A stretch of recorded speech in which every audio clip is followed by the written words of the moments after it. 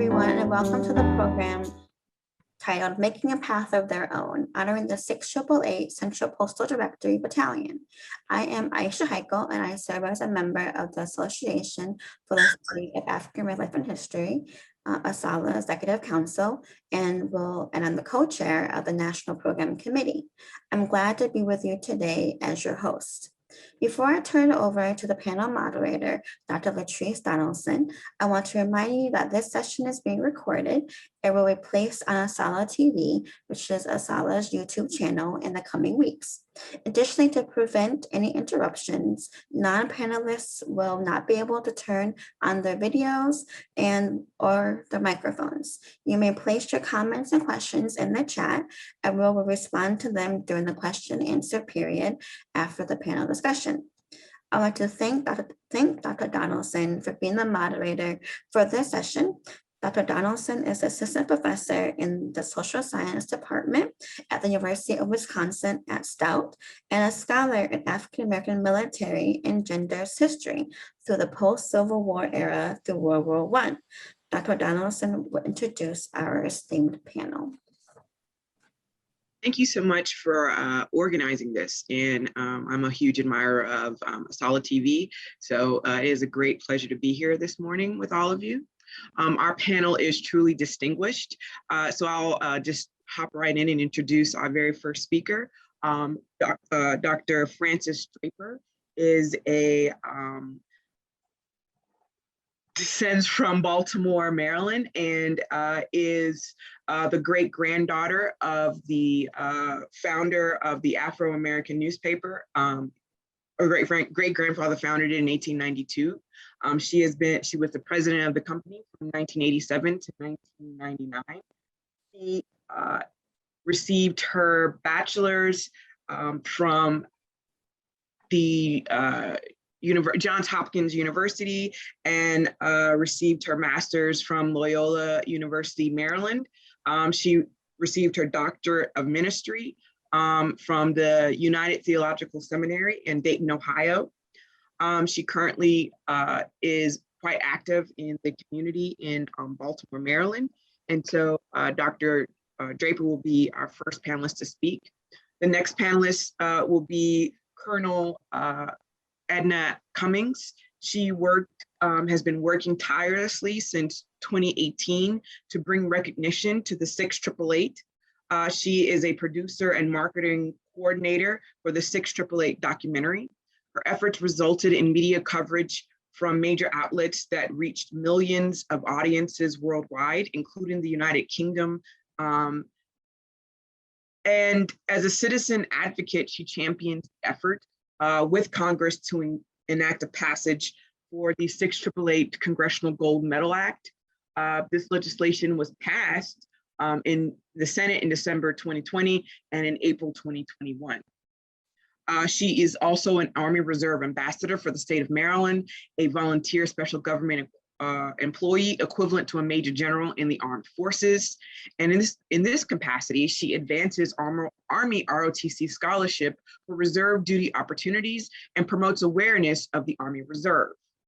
Our next and final panelist is Janet Sims Wood. She is a retired Assistant Chief Librarian for the Reference Reader Services at the Moreland Spingarn Research Center at Howard University. She has taught Black women's history courses at the University of Maryland and currently works part-time for the Prince George Community College Library as an associate professor / adjunct faculty library. Dr. Sims Woods is a founding associate editor of the Sage Scholarly Journal on Black Women that is published as an anthology with double stitch, Women Write About Mothers and Daughters. She was a member of the Maryland Humanities Council Speakers Bureau. She served as National Vice President for the Association for the Study of African American Life and History for 9 years. And she also served as the president of the Washington, D.C. based Bethel Dukes branch in D.C. Dr. Sims Woods received her doctorate in women's studies from the Union Institute in 1994, and she serves as a consultant on the various special grants projects. And without further ado, we'll begin our panel with Dr. Francis Draper. Thank you, Latrice, and hello to everyone. It's a privilege to join you on this distinguished panel.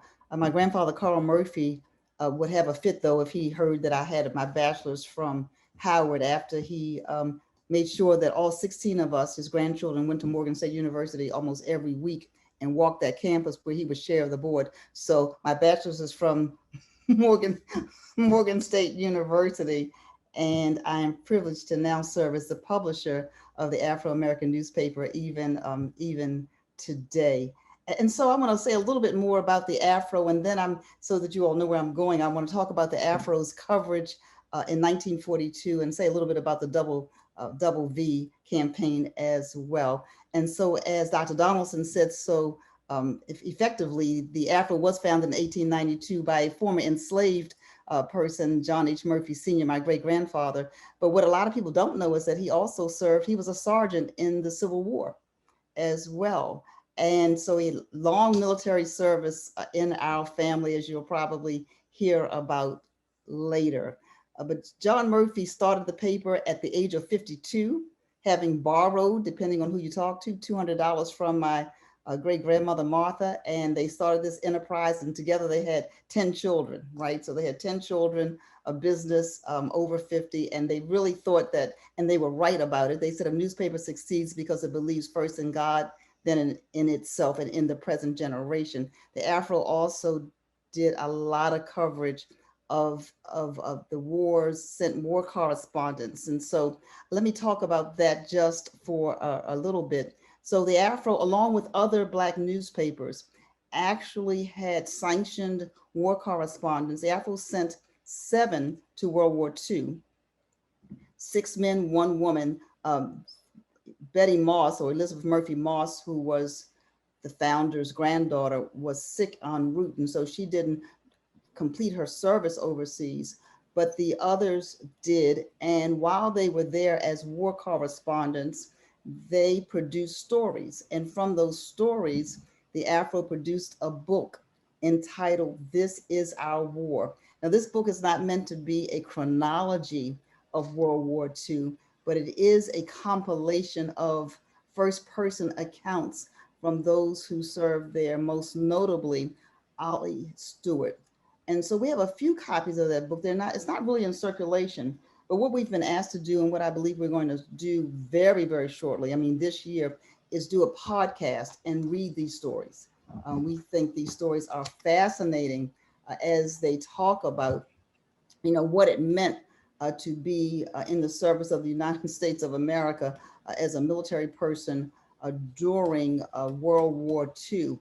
And so hopefully we will get these reprinted, and you'll be able to, your audience will be able to get copies about it. But I want to say a little bit more about it.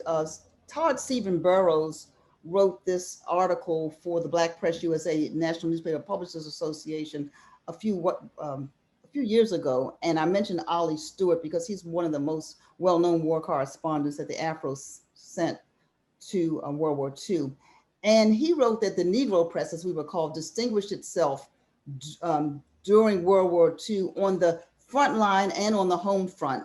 And it was virtually, and we were talking about this before the broadcast began, virtually the only public source where Black folk could read about their own war exploits. And so among those newspapers covering World War II, I've already said was the Afro. And so we were there with other newspapers as well, and certainly reporting from our own lens. And so he writes, the person who wrote this article for NNPA. I wanted to just share a little bit of this, and then we'll pass it on to the next panelists.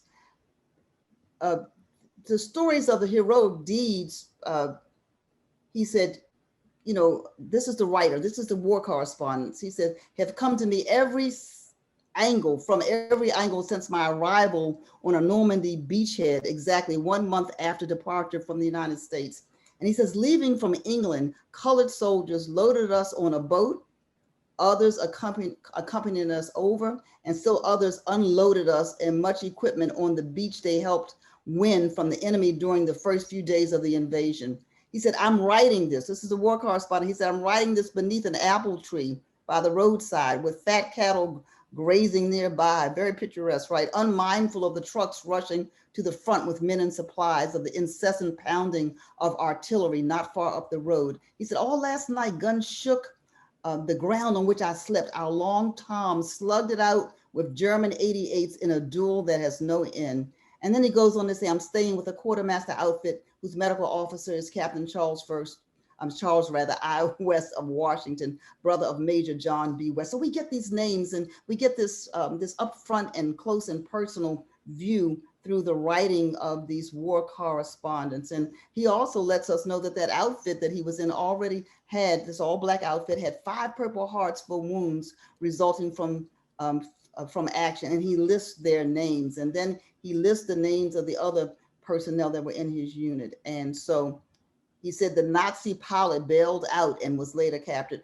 And so these are the kinds of stories that are there. And the last thing I want to just mention very, very briefly is this Double V campaign. The Double V campaign was spearheaded by another newspaper, but the Afro did pick it up. It was the Pittsburgh Courier. And the Pittsburgh Courier was responding to a 26-year-old person who wrote a letter to the editor saying, you know, how come we can fight, but we don't have the rights right here in America? We could ask that today, right? How come we can fight and don't have the rights right here in America? And so that sparked the Pittsburgh Courier to start the Double V campaign, double victory, victory at home, victory abroad.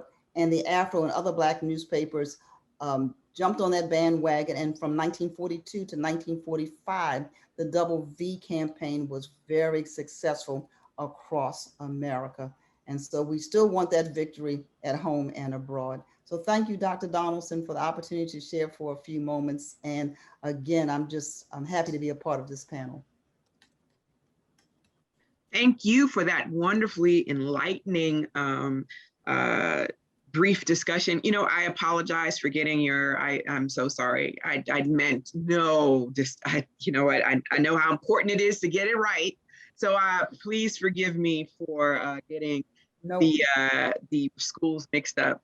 You are very, so our next panelist, Colonel Edna Cummings, you can take it away.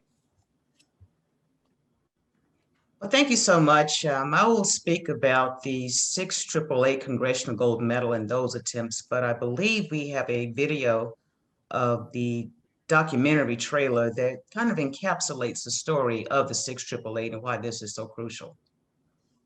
So after that, I will begin the presentation.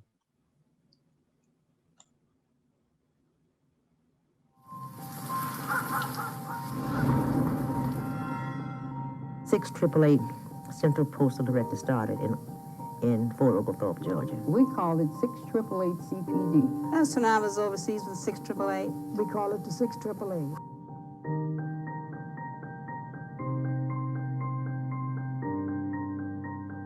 You know, the entire country was mobilized in support of the World War. In July 1943, General Eisenhower had asked for women to be sent to him, and auxiliaries were not allowed to be sent overseas.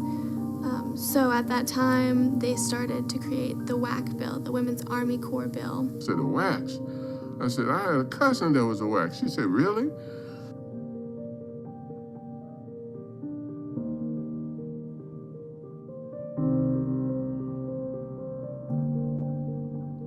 Many of the women in World War II were recruited because of their skills. But at the same time, I sometimes wonder how much they don't really realize what role models they are for the generations of women that come behind them. White people never expected anything of us. You see, so when you got out there and did something that was extraordinary, they said somebody else must have done that. While telling that story and documenting what these particular military units that in most cases were all military, were all Black, and most times they had a white commander, but those soldiers still performed at the same level as their white counterparts in terms of defending and providing for the democracy of this country.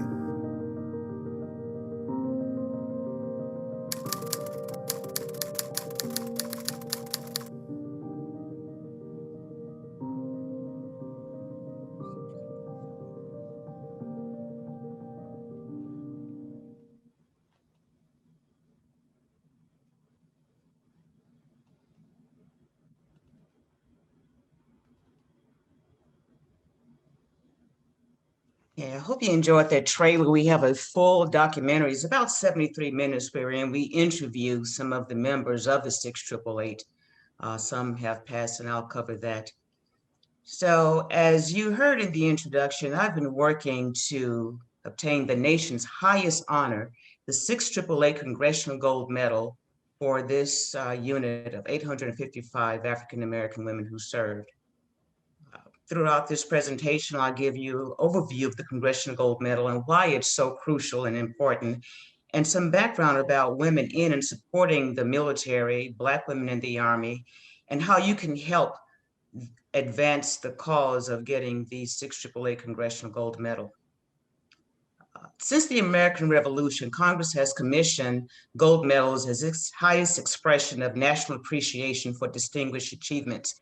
Each medal honors in particular institution, individual, or event. These are some of the Congressional Gold Medals that have been awarded: the Tuskegee Airmen, the Women Air Force Service Pilots, the Montford Point Marines, and the Navajo Code Talkers.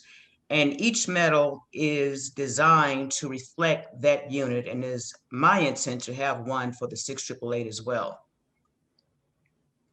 The Congressional Gold Medal is in two parts. There's a Senate part and a House part or bill. And the bill was originally introduced in 2019 by Senator Jerry Moran from Kansas. Senator Moran attended the monument dedication in 2019 at Fort Leavenworth, Kansas. And the monument, the Buffalo Soldier Monument, is in his district, and that's where the 688 monument is. So he's very passionate, very supportive, and here's a picture of him with some 688 veterans. And as you heard, the bill passed the Senate twice, once in 2020, and then again in April 2021.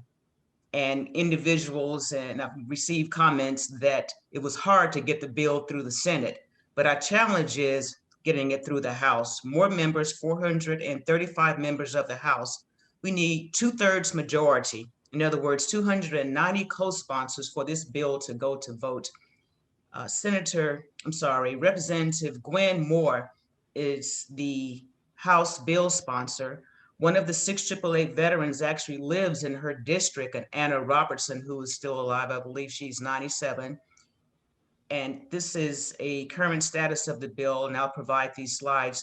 Right now, the bill has 127 co-sponsors. So we are 163 shy of the 290 votes needed to pass the bill. So why is it so important for the 688 to receive the Congressional Gold Medal? Basically, they prevailed where others failed. When this is awarded to the 688, they would be the only military unit that was able to clear the backlog of mail to improve morale of 7 million Americans in the European theater of operations, or in Europe. There was a backlog of mail 2 to 3 years long, and I'll give you some more information about that. But other units tried and failed, and the war was at risk. We were at risk of losing the war because of poor morale, and the 688 made it happen. The 688 exceeded performance standards. The Army thought it would take 6 months to clear the backlog, so they reduced that time in half and cleared the backlog in 3 months. It will be the only female military unit, not African-American female, but female military unit to receive the Congressional Gold Medal. I showed you a picture of the Women's Air Service pilots. They were not considered veterans when they served. They were volunteers, and they did not receive military status until 1977. And of course, when awarded, the 688 would be the only African-American Women's Army Corps unit to receive this honor. Now, during World War II, there were about 350,000 women who served in various capacities. The Army had the largest number of women, 150,000 WACs. The Navy, we had a lot in the reserves, as you can see by the list here. And we also had women who were non-military who served as code girls, and Rosetta Riveters as civilians.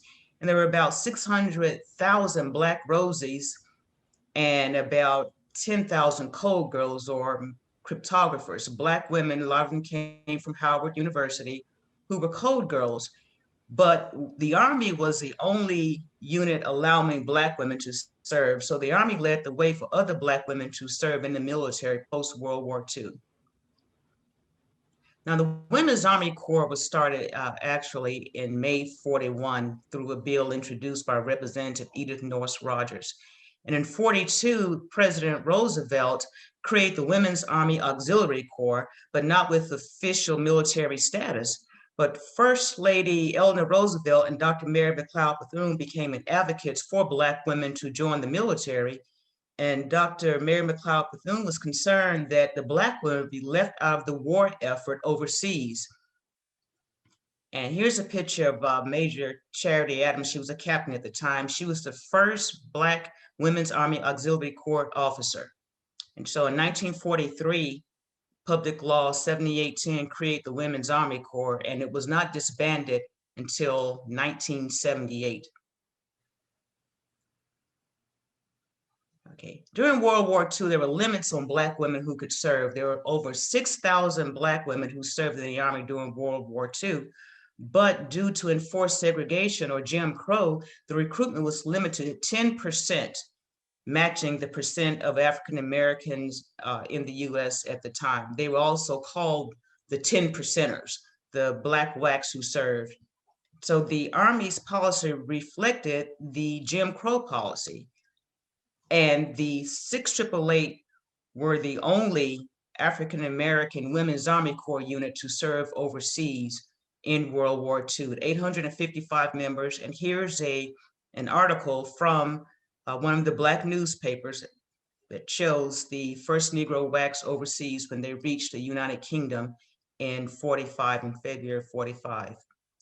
Now, this is an inconclusive list, but to our researchers, shows that these are the bases where the Black WACs were stationed throughout the United States, and they conducted overseas training at Fort Oglethorpe, Georgia. Now, the Blacks who were in the United States a lot of them received harsh treatment. In 45, there's recollections and stories of Black WACs who participated in a strike at Fort Devens, Massachusetts, and opted to take a court-martial rather than accept discriminatory work assignments. And you can see the Black press covered this story about the WACs. This is from the Daily World in Atlanta. And in 45, police officers actually beat 3 Black WACs for sitting in a waiting room at a Greyhound bus station designated for whites only in Elizabethtown, Kentucky. And this is coverage of that story. They were beaten and hospitalized and was still charged, but the charges were reduced to disorderly conduct. So these are women, Black women in uniform being beaten in court-martial for forcing their civil rights. As I mentioned earlier, after D-Day, the war wasn't over on June 6. We acknowledged June 6 as D-Day. It was an important battle, but there was a shortage of postal operations and there's a lot of troop movement. So there, as I mentioned before, there were other units who had tried and failed to clear this mail backlog. And there are a lot of articles that write about how chaotic the mail was in Europe after D-Day. There were warehouses full of mail. In February 1945, there were 7 million Americans stationed in Europe, including the military, politicians, civilians, Red Cross workers in the European Theater of Operations.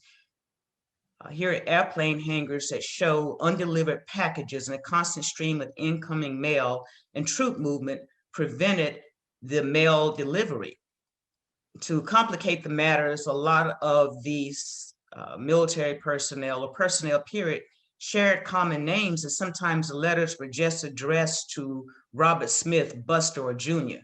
And so the service members noticed they weren't getting mail from home, and the Army officials reported that the lack of reliable mail delivery was hurting morale.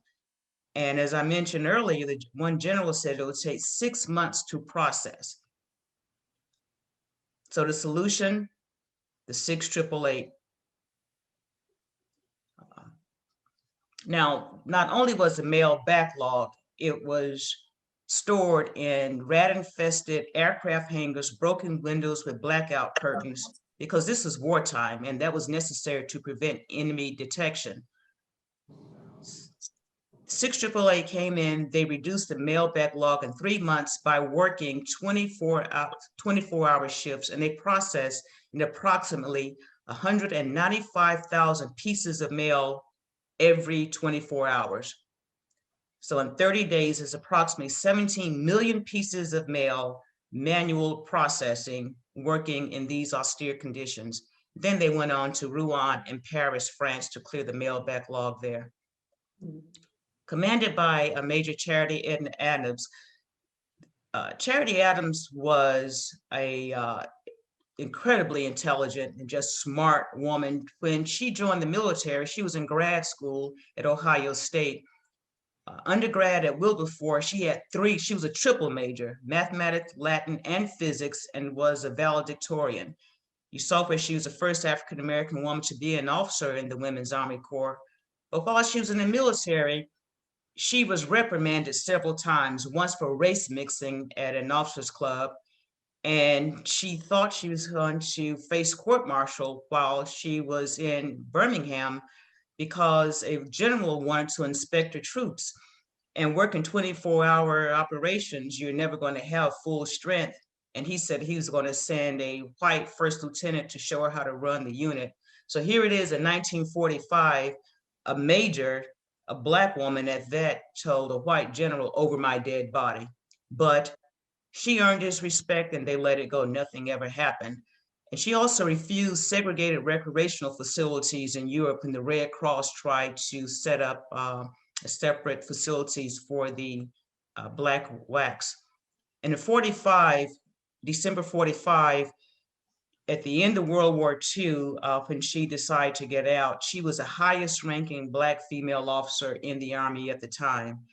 She made Lieutenant Colonel in 4 years. It took me about 18 years to make Lieutenant Colonel. I'm sure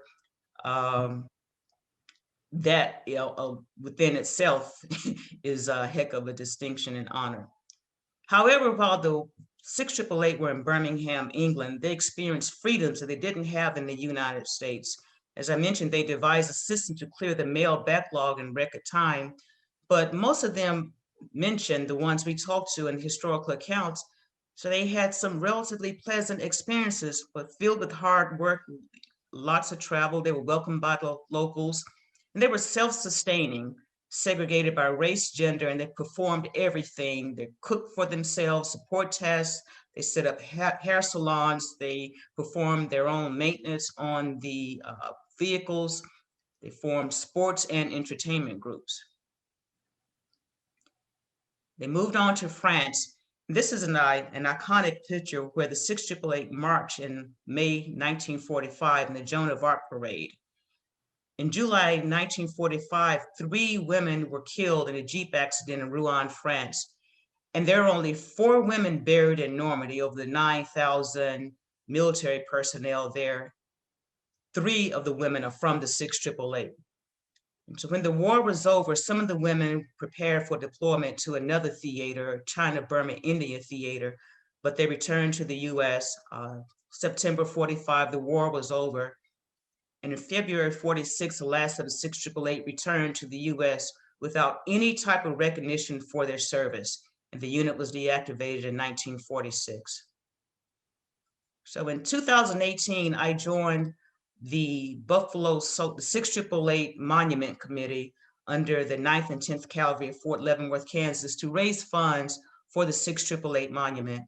So if you ever get a chance to go to Fort Leavenworth, Kansas, you'll see the monument, and on the back engraved are the names of the SixTripleEight that we could find. I think it's over 800, about 820 on the monument. And then in 2019, the SixTripleEight received their only award for service, a meritorious unit commendation. And Senator Moran also helped us get that award from the Department of the Army. Then in March 2019, we released the documentary that you saw, the trailer for the SixTripleEight documentary. So again, for other units failed, the 688 succeeded in processing for delivery some estimates over 17 million pieces of mail for the 17 million Americans while they were stationed in Europe. And 75 years later, we are giving the 688 the recognitions that are long overdue. This is a picture of our production team. The U.S. ambassador to the United States, the U.S. ambassador to the United Kingdom, Robert Johnson, invited us over, and we screened the documentary throughout the UK, and he dedicated a blue plaque to show, to mark the place where the 688 lived at the King Edward School in Birmingham, England. And of course, the 688 Congressional Gold Medal. And now we know of 7 688 veterans known to be alive. And I said known to be alive because there could be some veterans out there that we don't know about. And it's also important that we pass the Congressional Gold Medal because according to the VA, this is pre-COVID, 245 World War II veterans die every day. And we've lost some of these, our 688 veterans as well in the past 2 years. One was Mrs. Barker Johnson. She made national headlines when she marched across the stage at 99 at Winston-Salem State University. Today's show covered this story. I met Mrs. Johnson and learned that she attended Winston-Salem State University, but when she got a job, her principal would not allow her to go to a graduation. So 70 years later, she was able to walk across stage. Now, Coach Thompson, I had the opportunity of teaching ROTC at Georgetown when I was in the Army. And he asked me to look up his cousin because after I taught at Georgetown, I stayed in touch with him. And his cousin, Gertrude Hull, was a member of the 688. And he didn't have any pictures of her, but he did recall his mother telling him, look at what your cousin is doing. If your cousin can do this, you can do something with your life. And that was part of the motivation that became Coach John Thompson, Hall of Fame coach. He passed. Miss Indiana Hunt Martin. What's interesting about Ms. Martin, she passed in September. She worked at before she joined the 688, she worked at a facility cleaning restrooms. And that facility was part of what's now known as the Manhattan Project. And here's Private Hunt, Miss Hunt Martin in the iconic photo. There she is there. And Congressman Higgins has introduced legislation to name a Buffalo, New York post office in her honor. So that has not passed yet, but a press conference was held to announce that legislation. And then we lost Ms. Dolores Rudock recently. Ms. Rudock is featured in the National Cemetery Administration's Veterans Legacy Memorial. And she's also has a picture in the Army Museum at Fort Belvoir. And that's General Nadja West. She's a retired 3-star at an event with Ms. Hunt Martin, who are both deceased. And this is during the Hall of Fame ceremony. So how you can help. Okay, this is a call to action. The bill has passed the Senate. We would like for everyone to contact their members in the House of Representatives and ask them to co-sponsor the 688 Congressional Gold Medal. And here's the link to see whether or not your member of Congress has co-sponsored. Organizations, you can send a letter to the House bill sponsor. We have a list of veterans who served in the 688. You may know some of them and know whether or not they're still alive. And something else that I learned about, there's an effort with the US Mint to have prominent American women on quarters, and I submitted Charity Adams' name to be on a quarter at the US Mint, and you can do that as well. So this is a brief summary. I talked about 350,000 women who served in or with the military, approximately 6,000 Black WACs, 4 women are buried in Normandy, 3 from the 688. And the 688 restored the will to fight in World War II to our 7 million Americans stationed in Europe and our service members. 17 million pieces of mail in 3 months.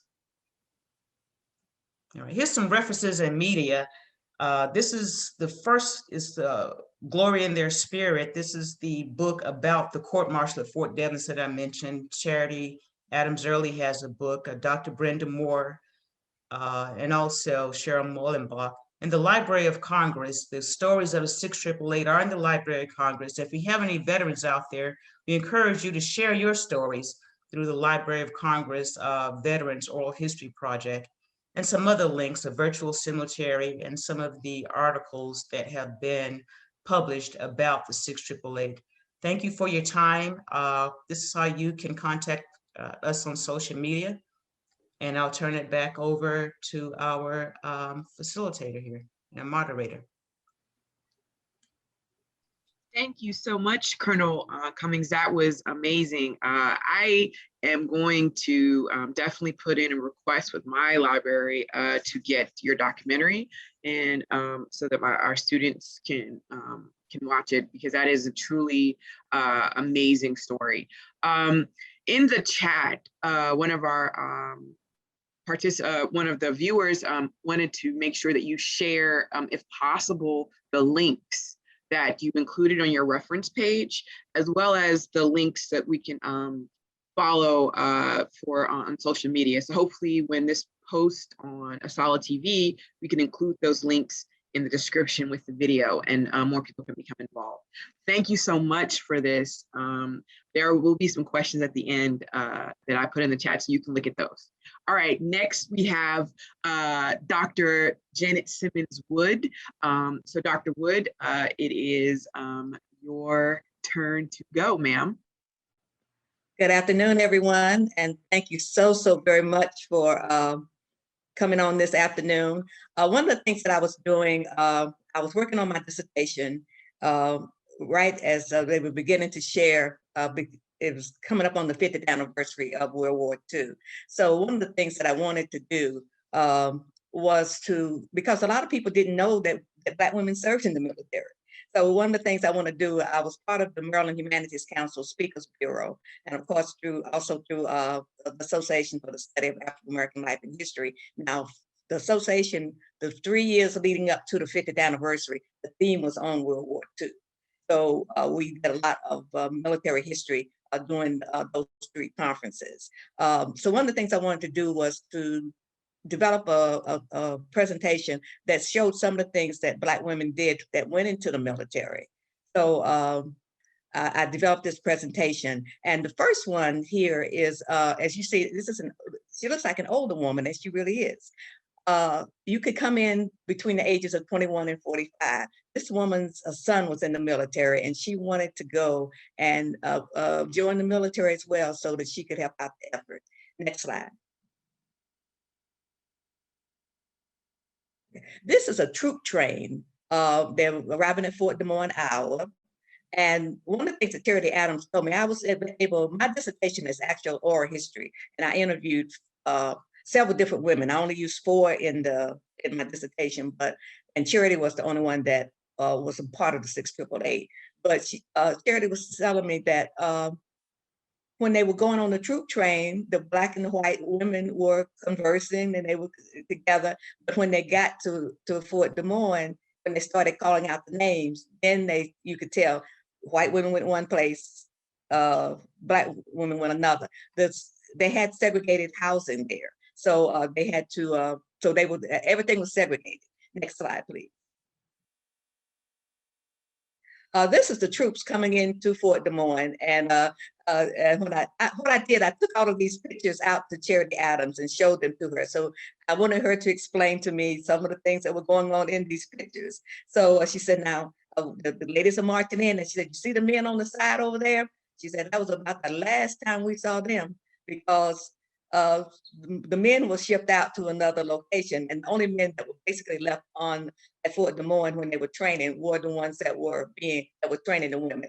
As Edna told you, the first group of women that came were college graduates of that group of 36 that graduated that first came in, they had to be college graduates because they were in the officer training candidate school. So they were going to be the ones that would train the other women that were coming in.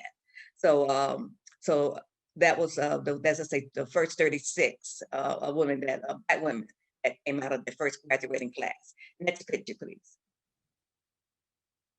This is a church service welcoming the WACs to the Fort Des Moines. Okay, next.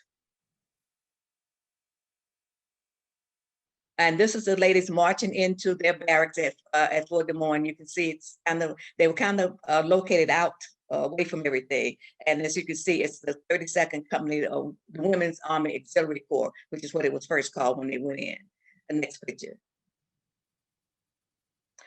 These are the women, a couple of pictures of the women's in their barracks. And I would always, when I used to give this presentation, I would tease the college kids. I said, now you see, that was all they had to keep their belongings was that cabinet on the back there of their bed. And if you show the next picture, then they had a trunk. And that was basically all that they had to keep their belongings in. So that was how the barracks looked. Next photo. This is, they were being inspected, and Michael Putney, who was one of the people that I interviewed for this in part of my dissertation, she told me, she said, we had to be able to bounce a quarter off of that bed or else you had to start over. So they were very, very strict about making sure that things were in order. So next photo. This is roll call, and as you can see, they, as I said, they were out in Fort Des Moines hour, and they had some, she said they had some really cold mornings out there. So you can see they're dressed, they're trying to dress very warmly out in the early morning as they were having roll call. Next. This was mail call. One of the things that has always been mentioned, the fact that mail was so very important. It helped the morale of the people. So mail call was one of the best times of the day when you would get a letter or something from a relative or a friend from home. It boosted your morale so that you could keep working. Next.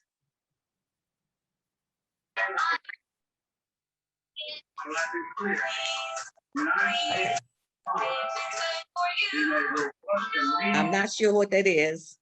Okay, okay. These are the women being, they were marching, practicing marching. And one of the things that they told me was that because the women were not called for, a black troop unit was not called for. So most of them, a lot of them stayed at Fort Des Moines the exact whole time they were in the military. So they got very proficient in marching.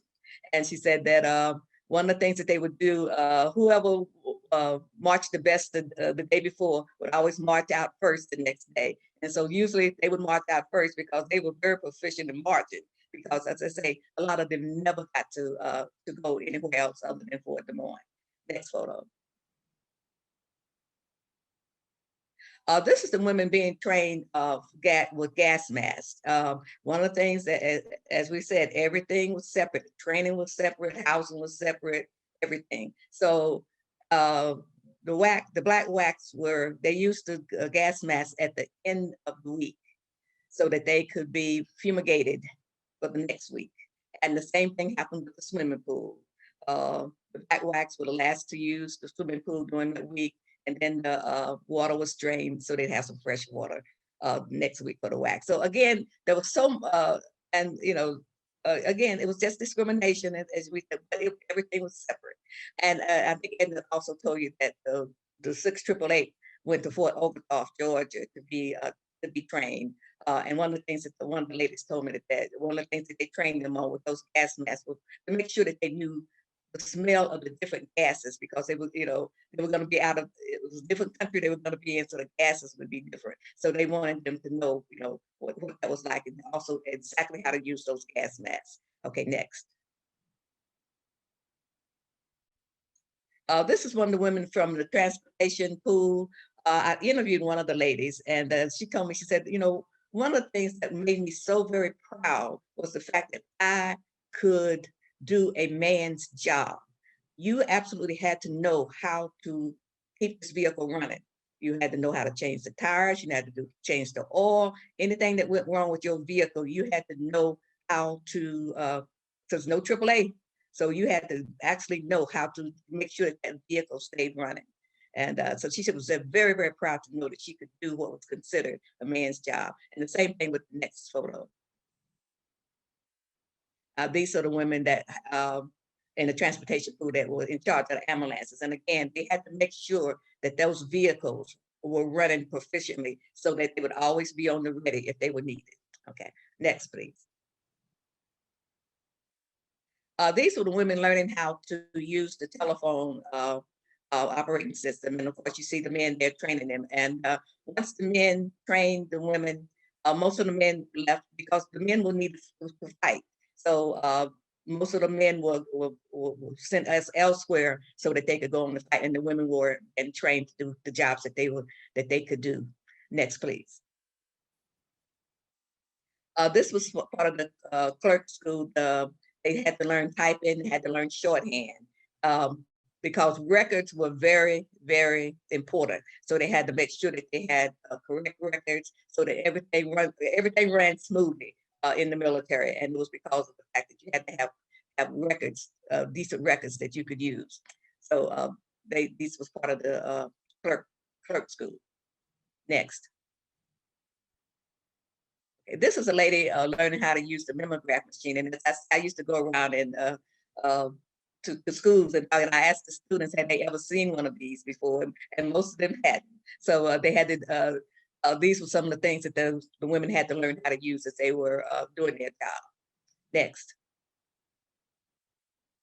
This is a picture of Debbie Roundtree and Ruth Lucas, and they became recruiters. Debbie Roundtree, the lady that's standing, was a personal friend of Mary McLeod Bethune. And in fact, she was also, when Mary McLeod Bethune, Congressman Noah Rogers, and Eleanor Roosevelt, a lot of times they met when they were trying to come up with the legislation. They met at Bethune's office. And Debbie was in the office at sometimes when they were coming up with this legislation. And so when Debbie went back to Charlotte after that. And so when the legislation was passed, Bethune got in touch with her and said, go to the post office and get your application. Well, when Debbie ends up at the post office, she's almost arrested because the man says, oh, they are not, black, he said Negro women are not being taken into the military. And if you don't get out of here, I'm going to call the police. So what she had to do, they had to get home and call Bethune. And so Bethune asked her to come to Virginia, and that's how she got in. And one of the things I also asked the ladies was, could you say which area you want to be in? If you want to be in the Cooks and Baker School or officer candidate or the transportation pool. And they said most of the time they told you where you were, what you were going to do. And Debbie was first put into the transportation pool, but she went to them and told them that she thought she was more literary than that. And on top of that, she couldn't drive. They were going to teach her to drive. But they told her, well, since you like to talk so much, we're going to put you in recruiting school. So she went across the country recruiting. And one of the places that she went was back to Spelman College, where she graduated from, to recruit officers. So, next picture, please. Again, this is male. Male was just so very important. I think this was one of the units in New York. Where they were sorting the mail. But mail was very important for the morale of the soldiers. Okay, next.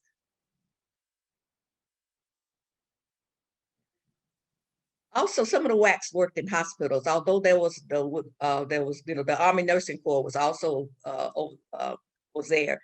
But the WACs also worked in hospitals. What they would do, they would have operating rooms like you see this lady doing here. A lot of times they would help the soldiers. They would write letters for them, to make phone calls. They would take them outside for recreation. So those were some of the things that the WACs did that were assigned to different hospitals. Next. This was the Cooks and Bakers School, and this one is taken at Fort Huachuca. And one of the ladies told me, she said, one of the things that I had to learn how to do was to learn how to cook for a multitude of people you know, most of I cook for a family of, you know, 3 or 4 people, but you know, in the military, you have to learn how to cook for hundreds of people. So they had the state of the art at that time, utensils and a kitchen and everything, where they could learn how to cook for the military. Next. Now, I include this picture so you can see some of the odd jobs that they were doing. Most of the ladies that you see in the slacks were part of the transportation pool. The ladies that you see with the white hats on were part of the cooks and bakers school. And then whatever your job was for that day, or whatever your job assignment was, you addressed for that particular assignment. So, like she said, if it was raining one day and they didn't tell you to have a raincoat with you, you did not have a raincoat that day. So, but they usually tell you, I think the night before, what your assignment was for the next day. Next picture.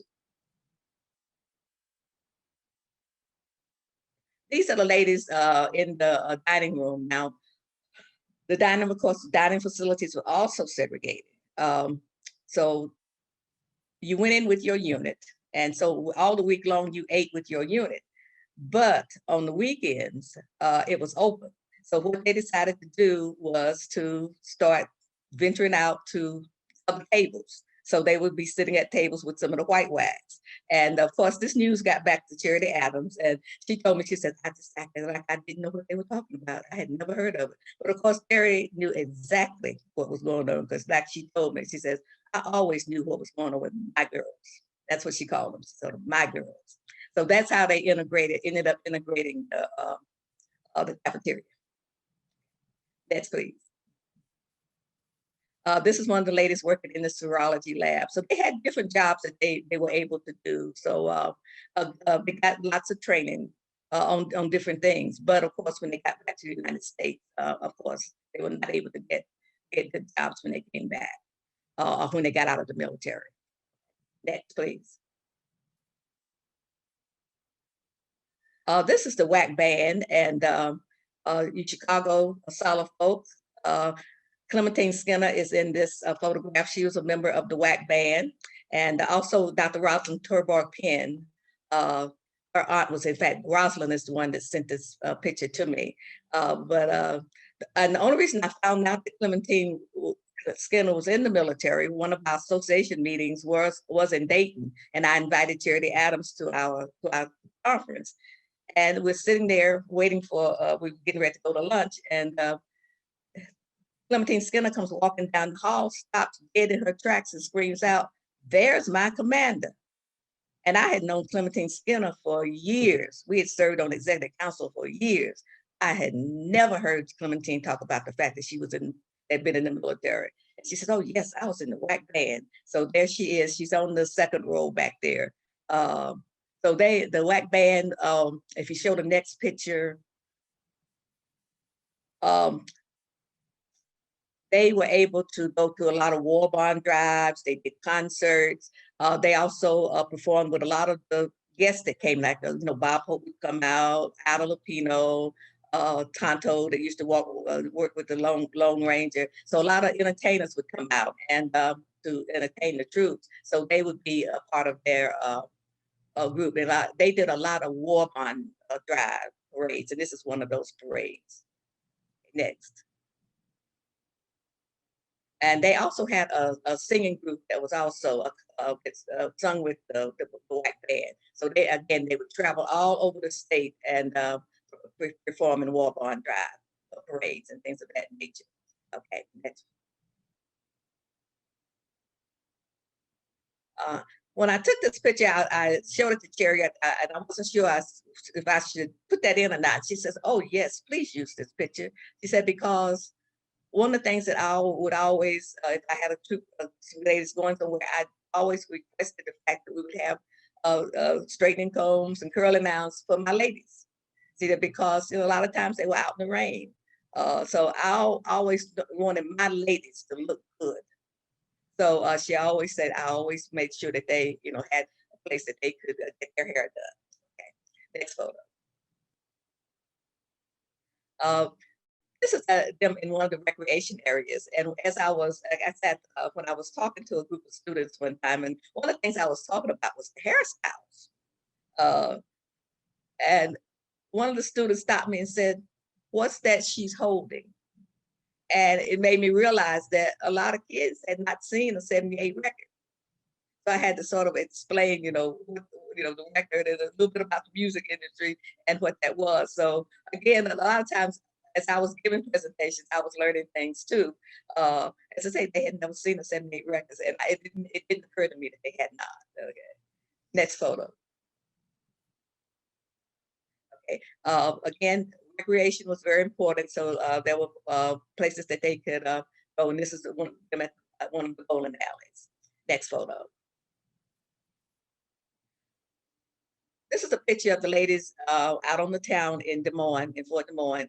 One of the things that the military would do, they would send out a list of establishments that would welcome Black WACs. So there were some establishments that they did not want them to come, so they would not have them to go there. So they made sure that the WACs had a list of places that where they would be welcome and they could go out and on the town from time to time.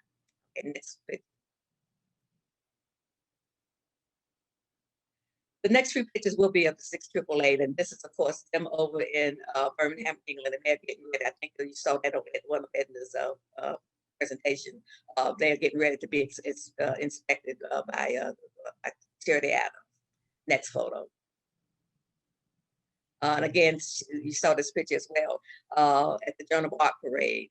And I asked one of the WACs, I said, "Why do they look so glum?" And she said, "Look down at the sidewalk."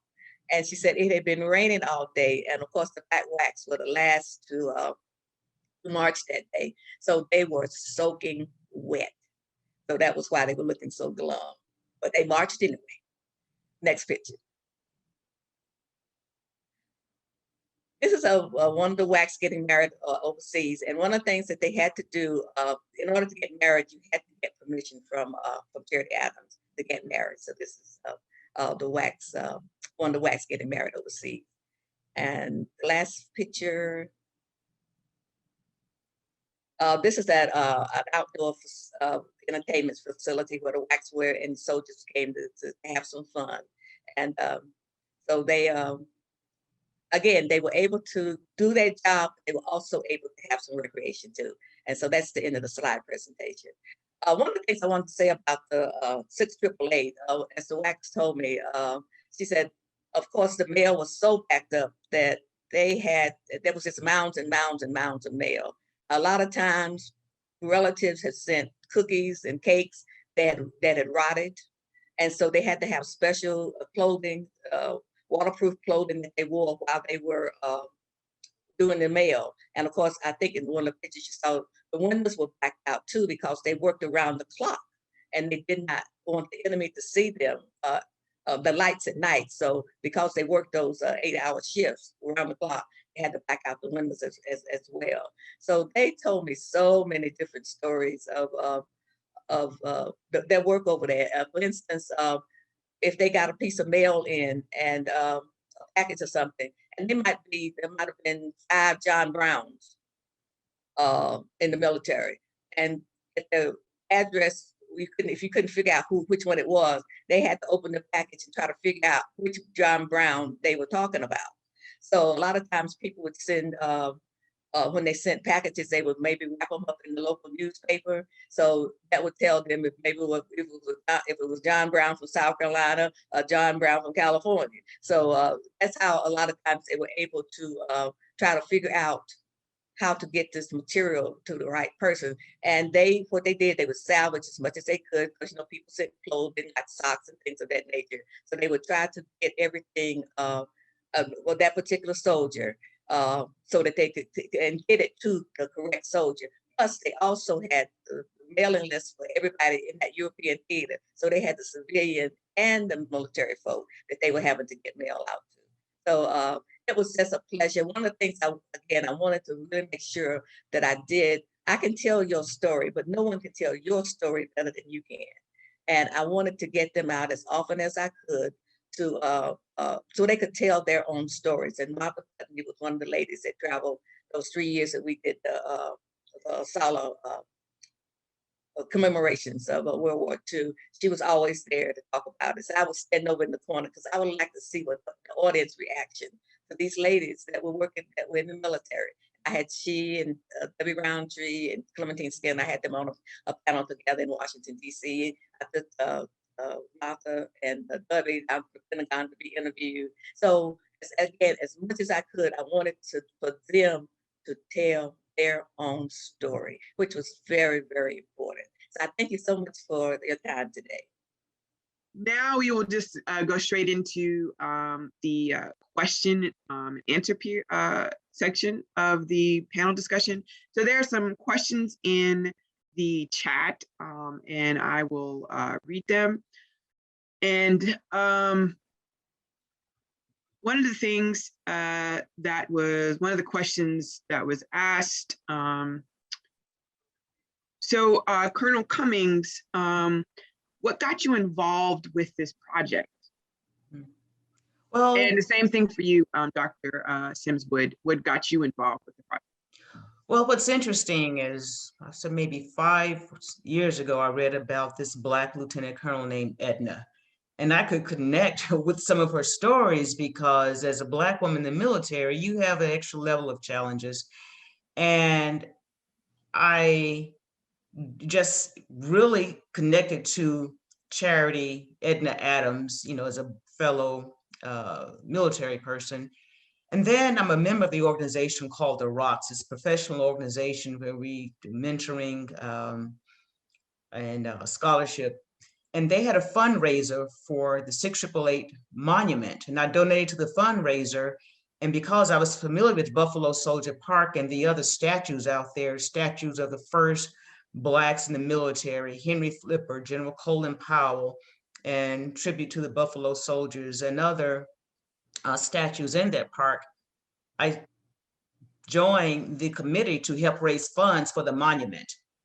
And then from that fundraising effort, the film producer had heard about the 6/888 because he had just completed a film on the Hello Girls about white women who didn't get their rights. So they served in World War I, and the Army didn't call them veterans until 60 years later. So even though the 6/888 were veterans, but just similar stories, Jim Theris and another veteran, Master Sergeant retired Elizabeth Helm Frazier and I, who happened to live close to each other, joined the 6/888 monument, and the story just continued to grow.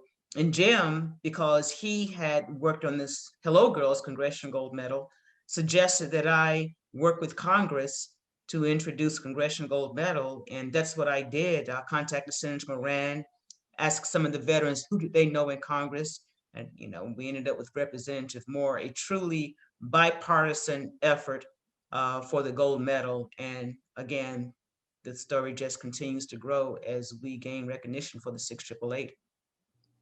Thank you so much. Very insightful. Dr. Sims Wood, what got you involved with this research? You said this was something you started with your dissertation, correct?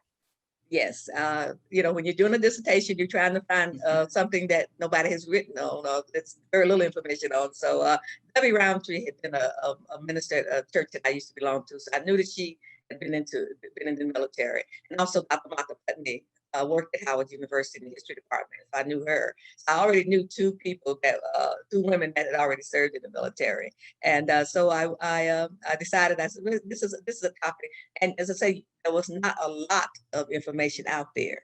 So I wanted, again, to get this both as a librarian and a historian. It's very important to get the story out there and to get the correct information out there. And that was one of the reasons I wanted to interview, so that I could, like I said, I could tell your story, I can look at the research, but only you, no one can tell your story better than you. So that was how I got involved. Thank you. That's wonderful.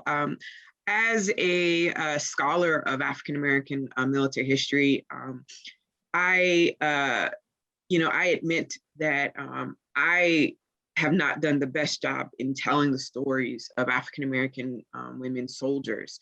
So my question for the panel is, why do you think it is so hard to get these stories out there? And why is it been such a pushback in regards to getting the gold medal recognition from the House. Just any kind of insight into why it is that you think people, scholars are not publishing or writing a lot about the Black female soldier experience. I can use a reference point from World War II. Not a lot of information has been written about it because the women did not talk about their service for a lot of reasons. This was at the 40s, and that's not something ladies did. And based on my readings, even that, a lot of the white women didn't talk about their service because there was such a stigma associated with the woman being in the military, regardless of race. And so that's the first thing. The women didn't talk about their stories. Even with the SixTripleEight families, they've learned more in the past 2 or 3 years about their mother or grandmother's service than they did throughout their lifetime. There was a SixTripleEight member who went to my church in Fayetteville, and I didn't know she had been in the military, let alone the SixTripleEight. So that's one reason. And with regards to the House of Representatives, I did ask that question to the legislative director, and I liked his answer. He said, it's not opposition, it's education, because the Senate is smaller, 100 members, it was a lot easier to navigate with 100 compared to 435. And we had, with the Congressional Gold Medal, last congressional session, a lot of momentum, but like everything else, 2020 hit, and there was a big pause button on everything that was not COVID related, pandemic, and it just escalated from there. So we reintroduced the bill again. It passed the Senate in 2 months. And with the House, again, it's not opposition, it's education. I personally send out emails, and a lot of organizations I'm working with contact their members of Congress. We have major organizations like the Association of United States Army, the Military Officers Association. Two of the biggest military organizations have the bill on their legislative agenda. When I send out emails, I get response back from staffers. Thank you for bringing this to their attention. Congress, I know when I started working with them in 2019, it was April, there were over 4,000 bills on the agenda, and the year wasn't even over. So the Congressional Gold Medal is one of thousands of bills that has their attention. So it's about bringing attention to the bill, and that's why it's so important for the viewers and listeners to contact their members of Congress to bring attention to this legislation. I agree with Edna. We have to tell the story.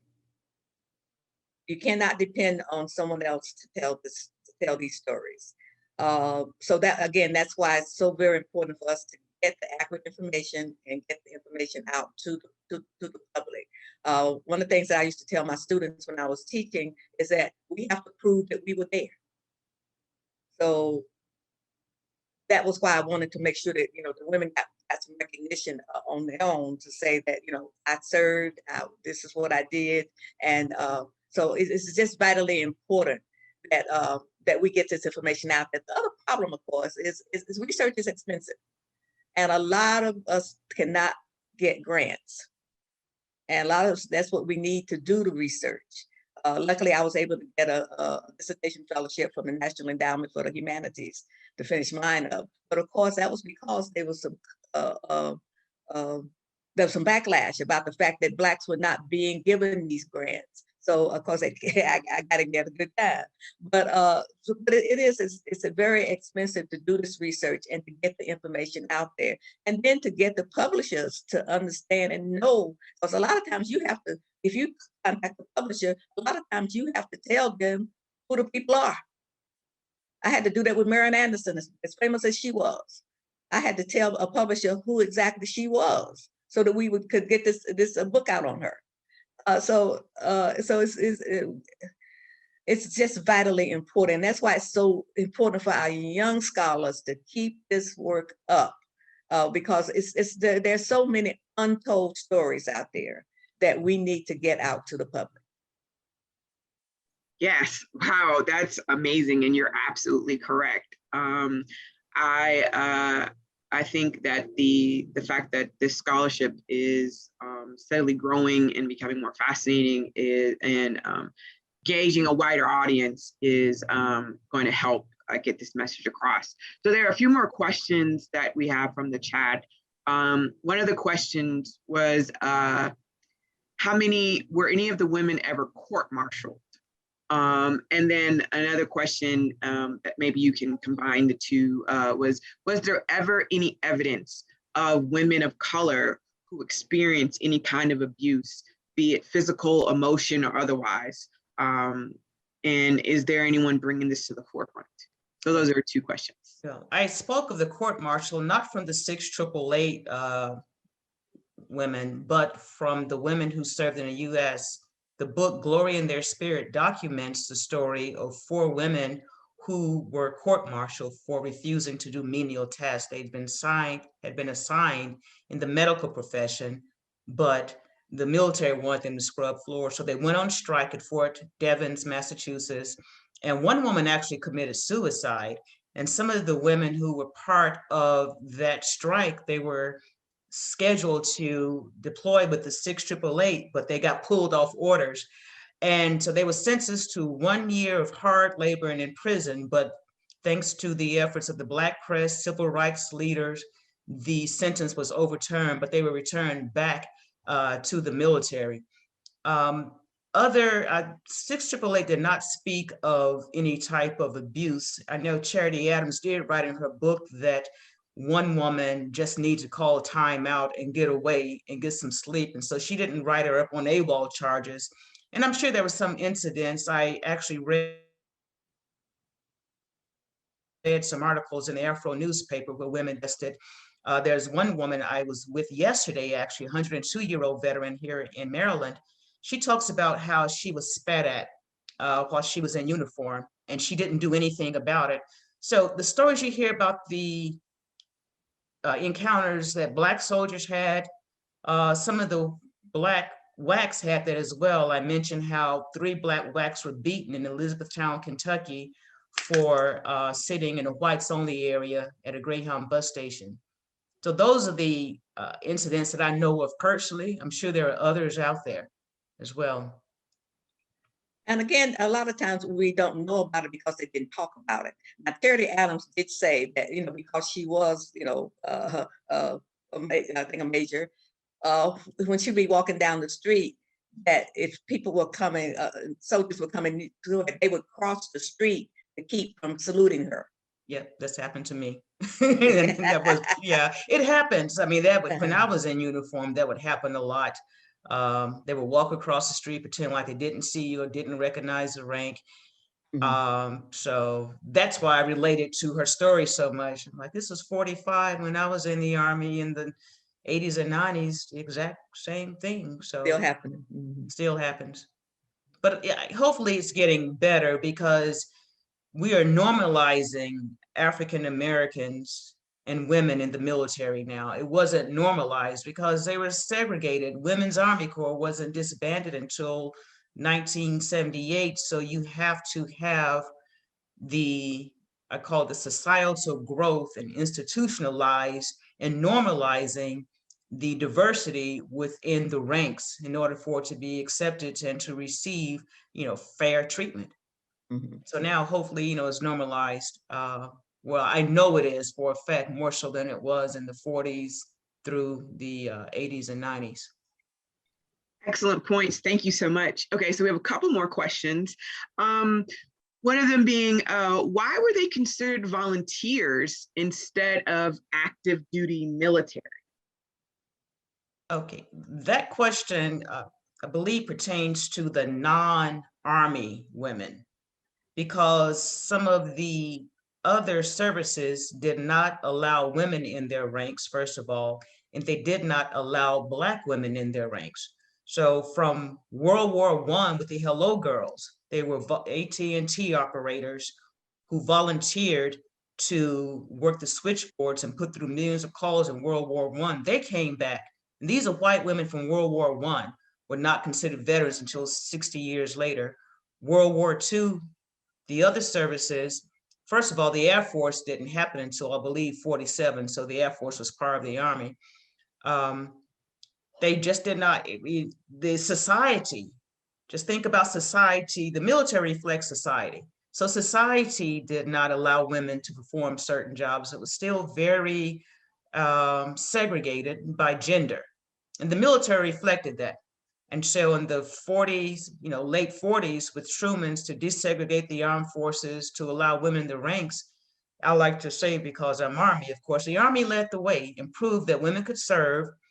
And the women air service pilots, they were volunteers with the Air Force, did not get veteran status until 70 plus years later. So short answer, the military reflected society. So when society started accepting women in non-traditional roles, so did the military. And now I like to think the military is a few steps ahead of society, giving women, an opportunity to perform to the best of their ability and not based on gender, opening up more of those roles. So we have another question that just popped up.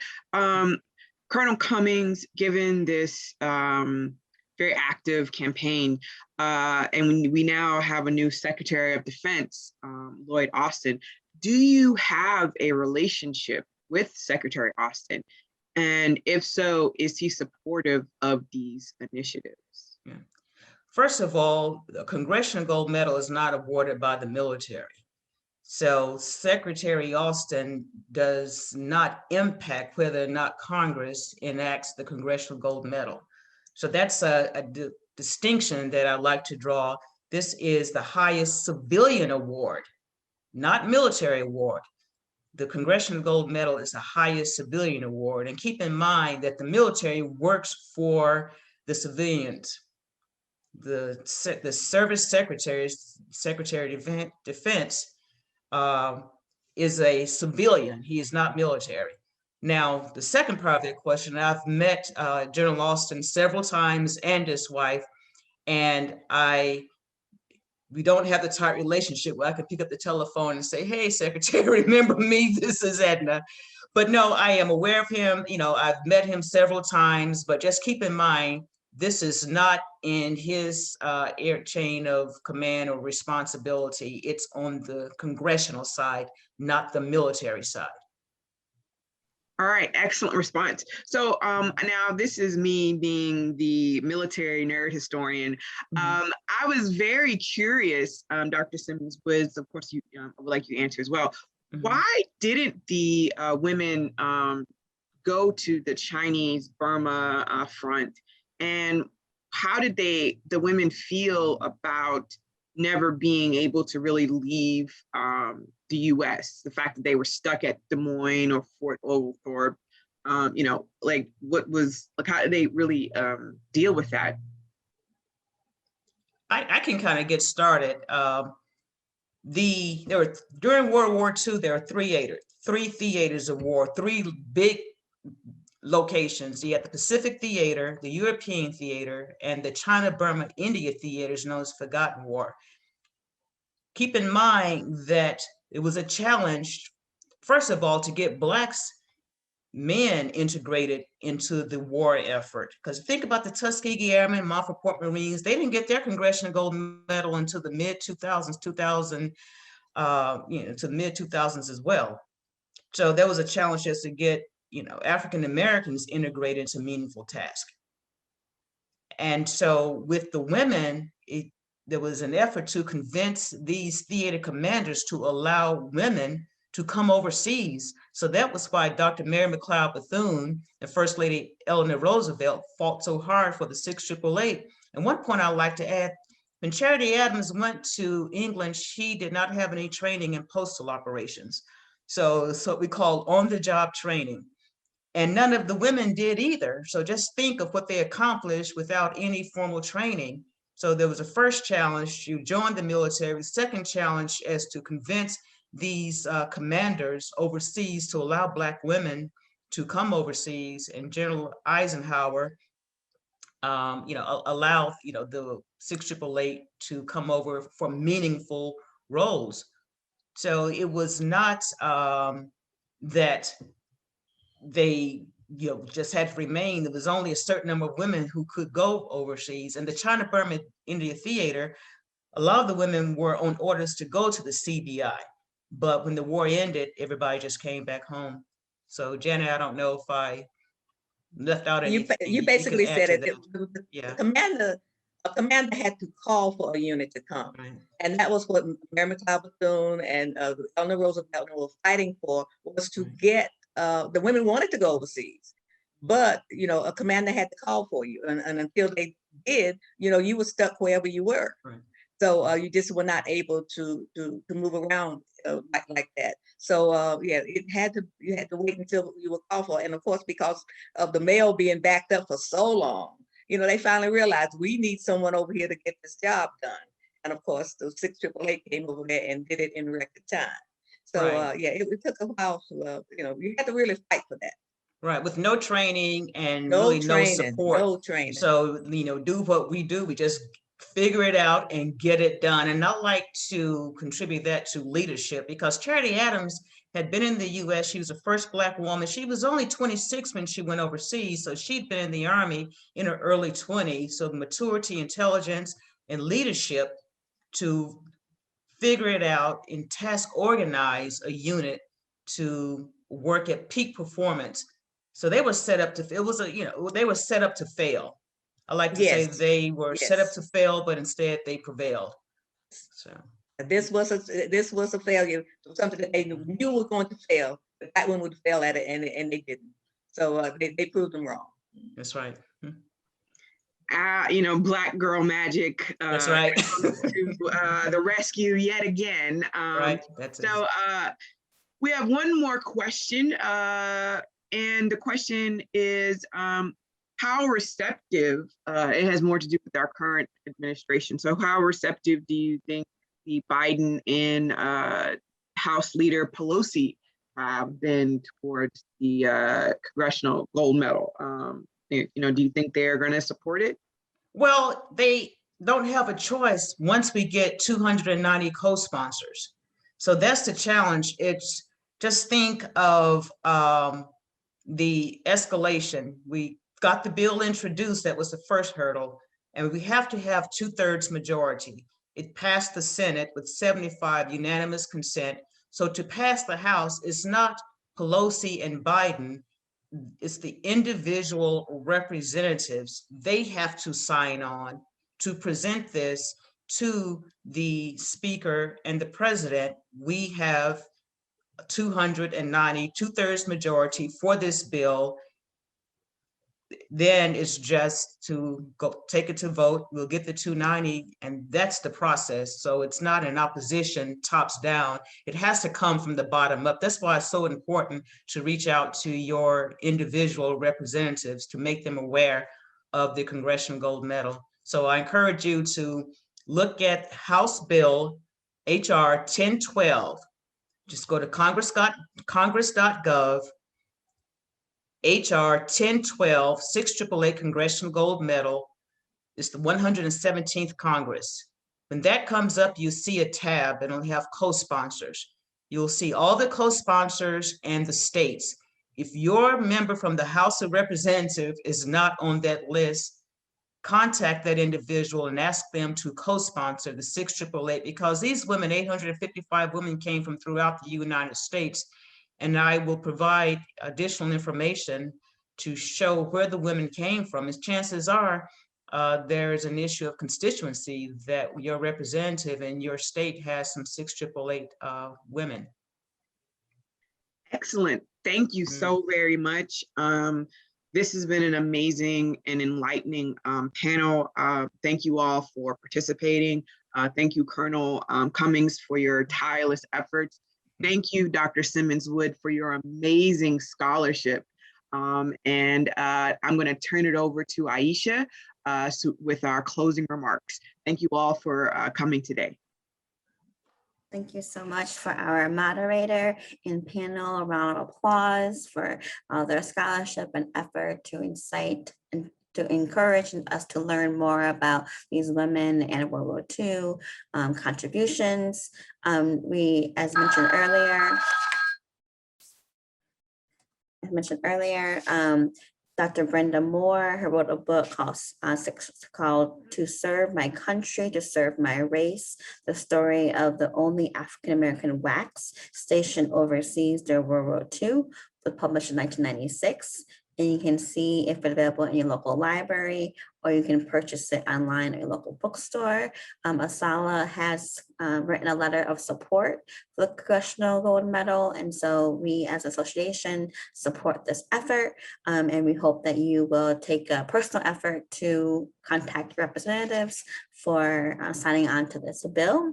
If you're not already a member of ASALH, we encourage you to join the association. You can join us on the website, asalh.org, or you can also make a donation to support programs such as these, as well as subscribe to our YouTube channel, which is ASALH TV on YouTube.